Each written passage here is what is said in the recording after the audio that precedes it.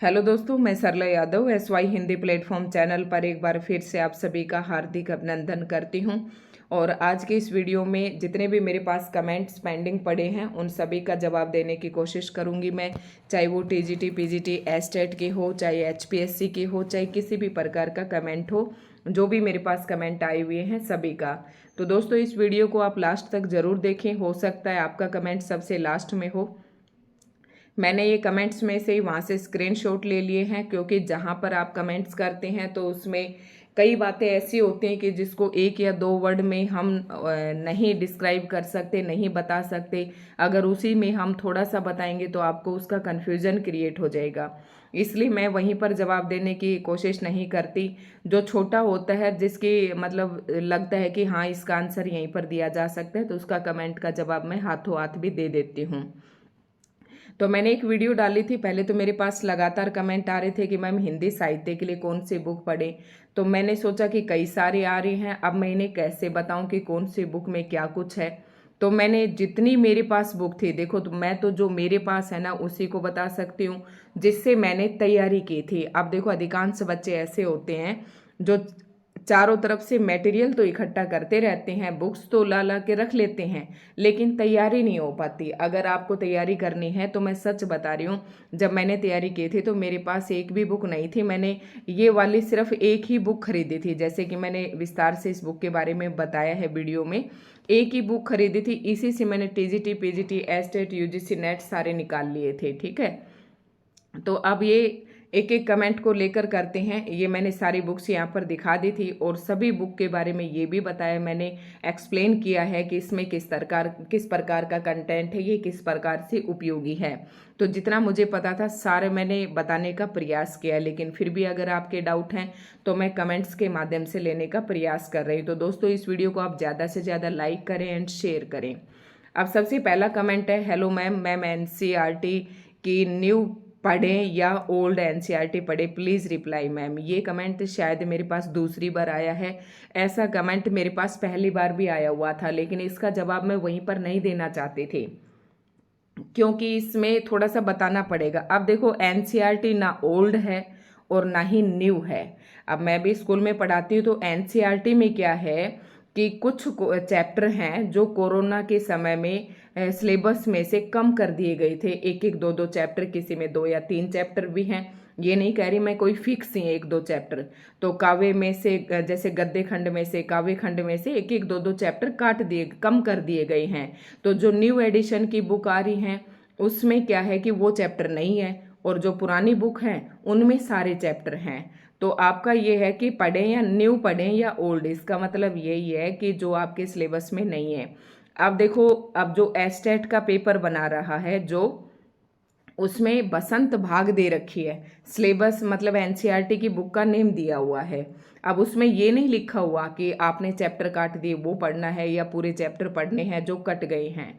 तो मैं तो यही कहना चाहूँगी कि एक एक दो दो चैप्टर हैं, आप उनको जो कटे हैं उनको आप डिटेल से न पढ़ के उनके लेखक का नाम, उस रचना का नाम, उस पाठ में क्या प्रमुख उसका जो मुख्य उद्देश्य क्या है, इस तरीके की 2-4 बातें पढ़ लें, उसके छोटे क्वेश्चन कर लें। और अगर आप पढ़ भी लेंगे तो कौन सी दिक्कत है, क्योंकि अगर आप रियल में एस्टेट क्वालिफाई करना चाहते हैं तो मैं तो यही कहूँगी कि आप उन एक दो चैप्टर को भी ना छोड़ें, क्योंकि जो पेपर बना रहा है उसके मूड का हमें नहीं पता है। और कई बार क्या है, जो क्वेश्चन पेपर बनाते हैं उसके ध्यान में ये बात है भी या नहीं है, वो नई बुक लेकर बैठते हैं या ओल्ड बुक लेके बैठते हैं, अब वो तो वही जाने जो क्वेश्चन पेपर बना रहा है।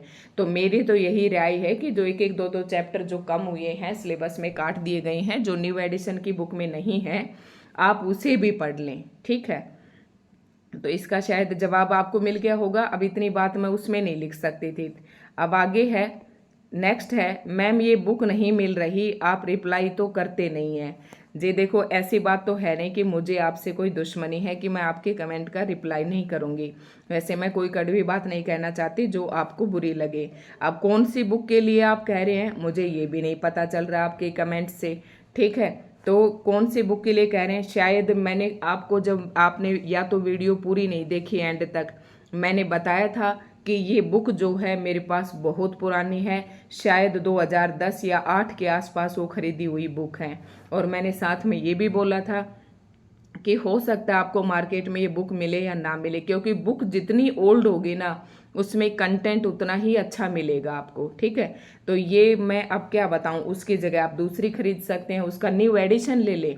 ऐसी बात नहीं कि वो बुक अब मार्केट में ख़त्म ही होगी, उसका कोई नया एडिशन आ रहा होगा। ठीक है, इस अशोक तिवारी के नाम से आप मांग ले, प्रतियोगिता साहित्य सीरीज की आप बोलेंगे तो मिल जाएगी। अगर नहीं मिल रही है तो भाई आप दूसरी खरीद लो। अब ये तो मैं क्या बताऊं, क्योंकि अभी तो मैंने कोई बुक खरीदी नहीं है। उसके बाद नेक्स्ट है, मैम क्लास क्यों नहीं हो रही है। मैम बिल्कुल सही, ये आपका कमेंट बिल्कुल सही है, क्लास होनी चाहिए थी, लेकिन एक दो देखो मेरे पास इतना ही समय बचता है और मैं हर संभव प्रयास करती हूँ कि क्लास डाले जाए, लेकिन कई बार घर में कोई ना कोई काम निकल जाता है, या फिर आपको पता है स्कूल का भी कोई काम हो जाता है।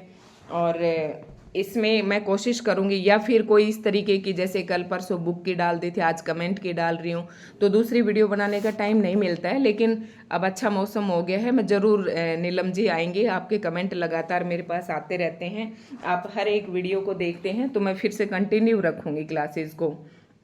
आपसे ये उम्मीद करती हूँ मैं कि जो क्लासेस मैंने डाल रखी हैं आप उन्हें 1 बाय 1 करके देखकर पढ़ना शुरू कर दें और अपने नोट्स बनाने शुरू कर दें। ठीक है, उसके बाद है, मैम टीजीटी स्क्रीनिंग का बता दो क्या आएगा उसमें। ये बात भी सही है, और एक दो स्टूडेंट है जिनका ये कमेंट मेरे पास पहले भी आया था कि मैम मैं टीजीटी स्क्रीनिंग की तैयारी करना चाहती हूँ और किस प्रकार से करूँ।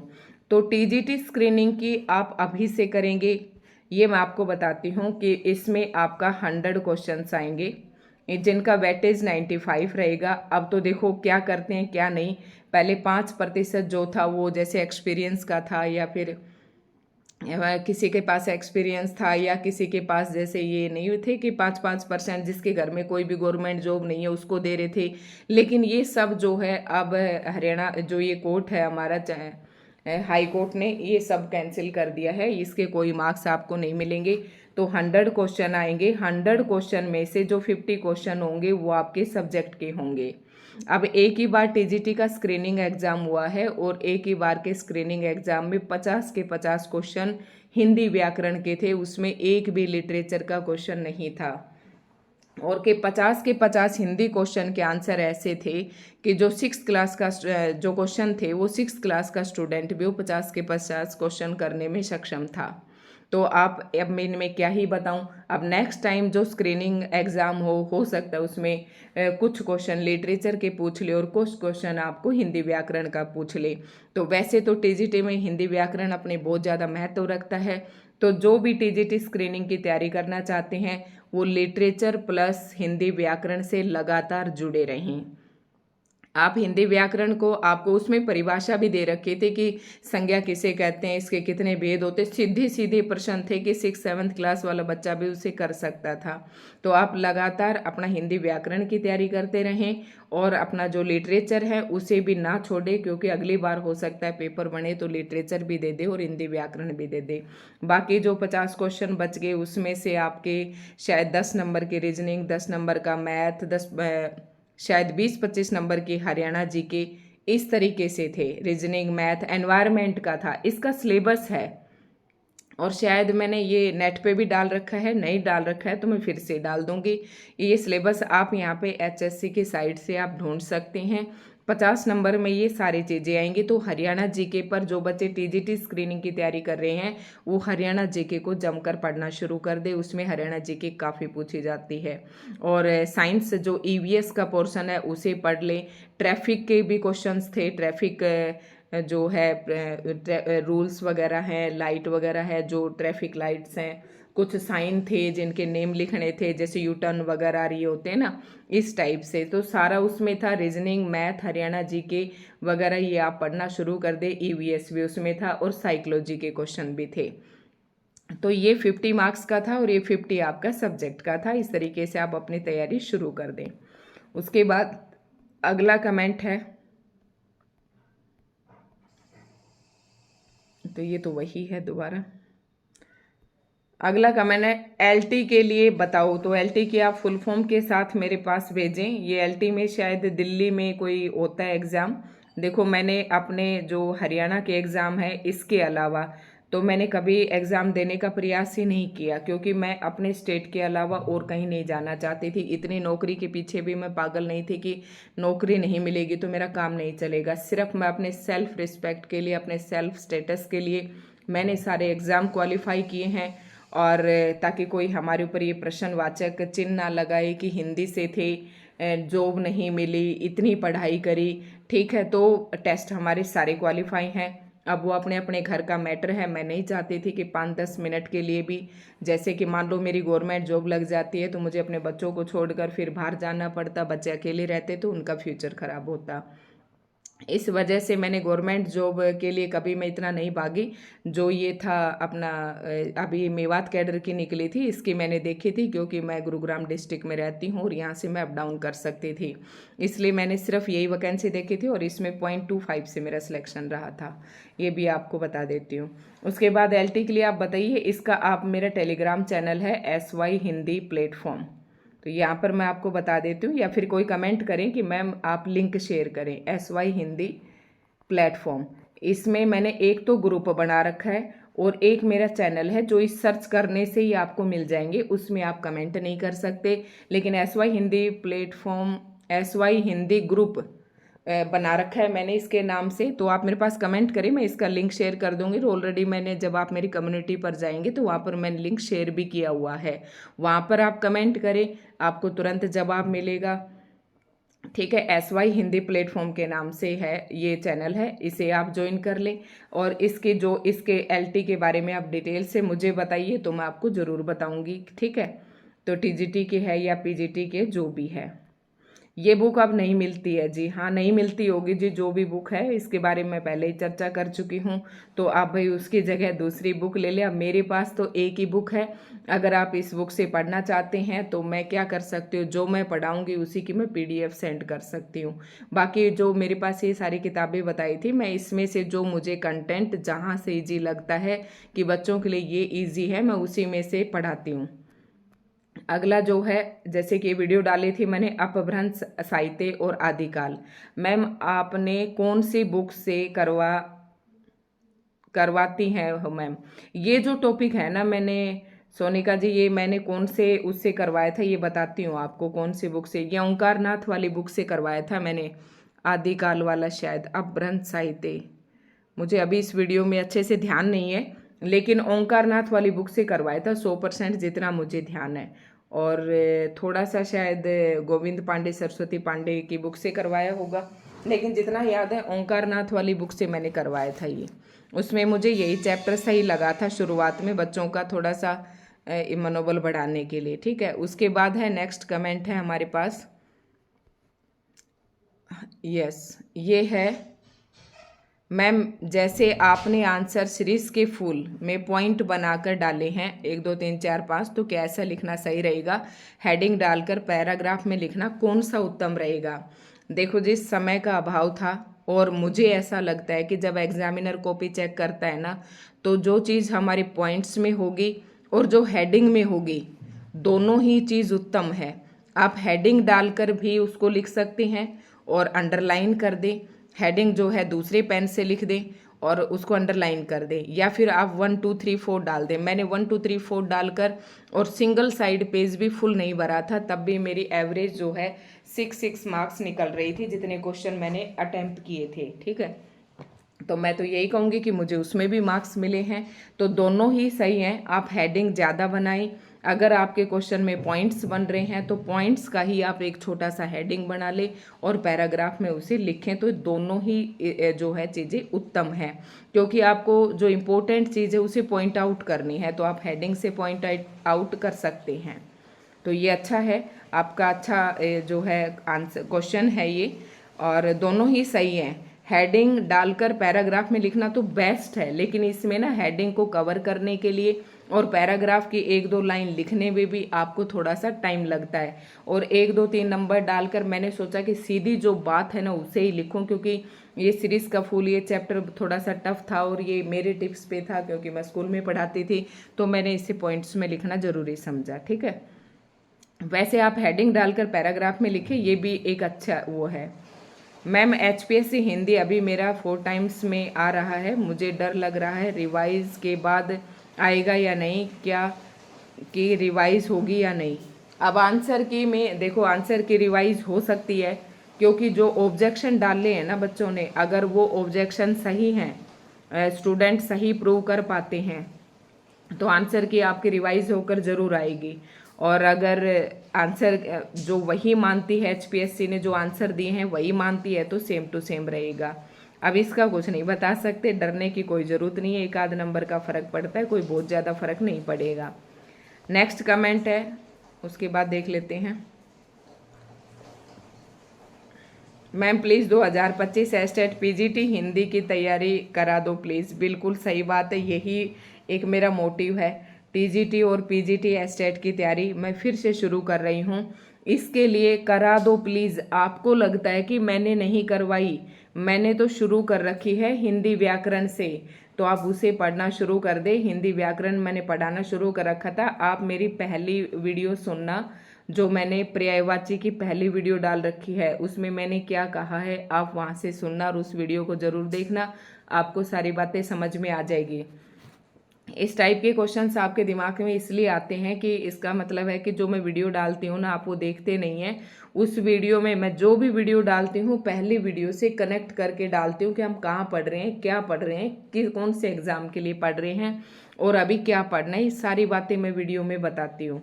तो बिल्कुल तैयारी मैंने शुरू कर रखी हिंदी व्याकरण से, और इसके लिए मैंने पर्यायवाची की 3-4 वीडियो डाल दी हैं, तो आप इसे देख लें। और उसके बाद फिर मैंने ये TGT PGT एस्टेट का आ गया था, तो TGT का मैंने क्वेश्चन पेपर सोल्व करवाए, काफ़ी अच्छा रिस्पॉन्स आप लोगों की तरफ से मिला। और PGT का मेरे पास क्वेश्चन पेपर नहीं आया, मैंने यहाँ पर भी गूगल पर भी ढूंढने का प्रयास किया, मुझे नहीं मिला। ठीक है, नेक्स्ट है, थैंक यू मैम, हिंदी साहित्य कितनी गहराई से पढ़े, स्क्रीनिंग और सब्जेक्टिव के लिए मार्गदर्शन करने की कृपा करें। बहुत ही अच्छा, और देखो कितने अच्छे से कमेंट लिखा हुआ है।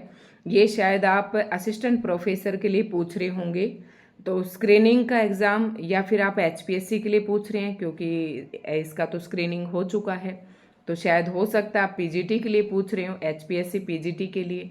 तो स्क्रीनिंग के लिए आपको डीप पढ़ना पड़ेगा, क्योंकि आपको 4 गुणा में सिलेक्ट होना है, और वो तो जो स्क्रीनिंग था 2 बार अब हो चुका है, अब तीसरी बार होगा, तो जो एग्जामिनर है वो डीप जाता जाएगा। तो स्क्रीनिंग की तैयारी के लिए जो आपका सिलेबस दे रखा है NCERT का, अगर आप PGT की तैयारी कर रहे हैं तो हर चैप्टर की लाइन टू लाइन रीडिंग करके उसके हर लाइन से बनने वाले क्वेश्चन को नोट डाउन करके लिख लें।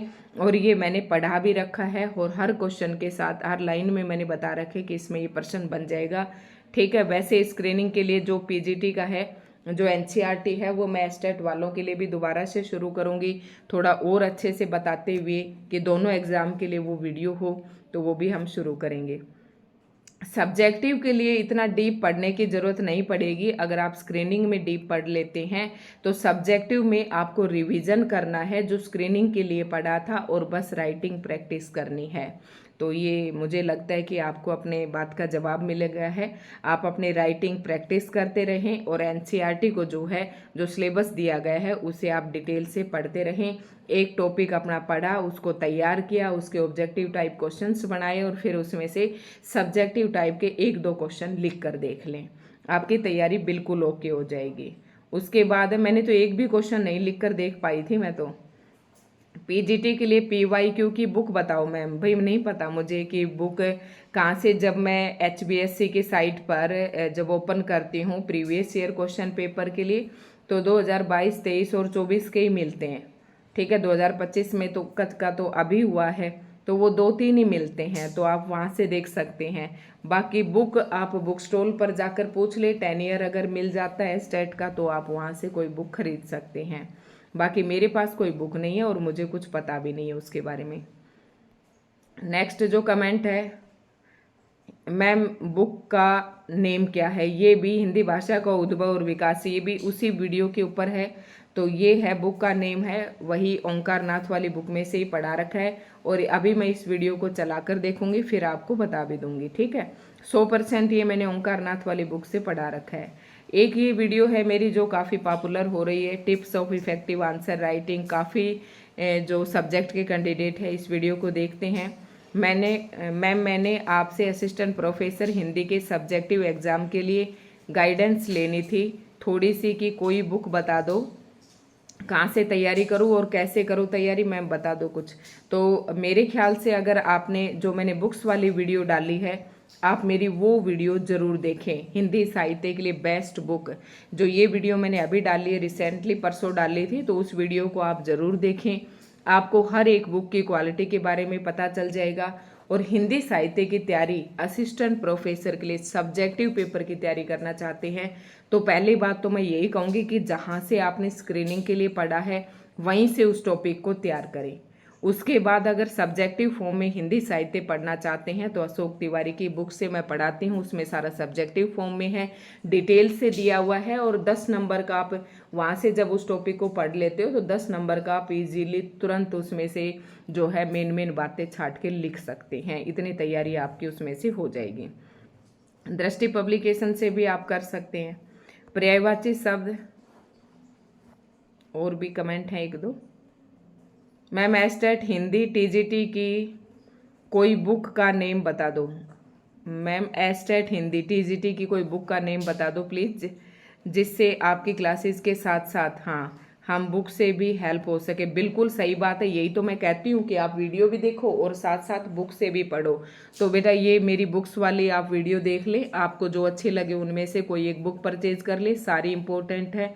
और मैंने अशोक तिवारी की बुक को ही ज़्यादा फॉलो किया है। आप वो ले सकते हैं, सब्जेक्टिव फॉर्म में है उसमें। Ma'am HPSC Hindi assistant professor pre exam के कट ऑफ बता दीजिए, कितने नंबर वाले मेंस की तैयारी करें प्लीज़। देखो इसका मैंने कोई आइडिया नहीं लिया है, कि वैसे तो आपको मार्क्स लिस्ट भी डाल दी है, अब तो आपको पता ही चल गया होगा। तो इस क्वेश्चन कमेंट का तो अब यहाँ पर कोई तुक नहीं बनता है। उसके बाद यही सारे कमेंट्स थे, एक आध और देख लेते हूँ।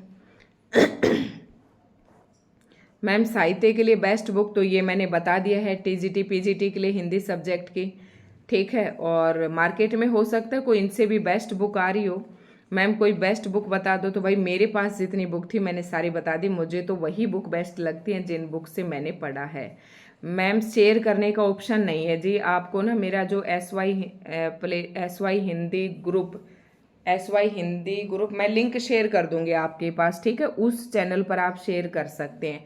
PGT का और शेयर कर दे तो वो भी मैं सोल्व करवा दूंगी, क्योंकि फिर आप आगे जब एस्टेट का पेपर आता है तो आप पूछते हैं मैम प्रीवियस ईयर कहाँ से मिलेंगे, तो जब टाइम टू टाइम वीडियो बनाकर डालेंगे तभी तो प्रीवियस ईयर के मिलेंगे ना। तो मैंने सारे पिछले सालों के जो स्क्रीनिंग एग्जाम हुए उनके भी डाल रखे हैं।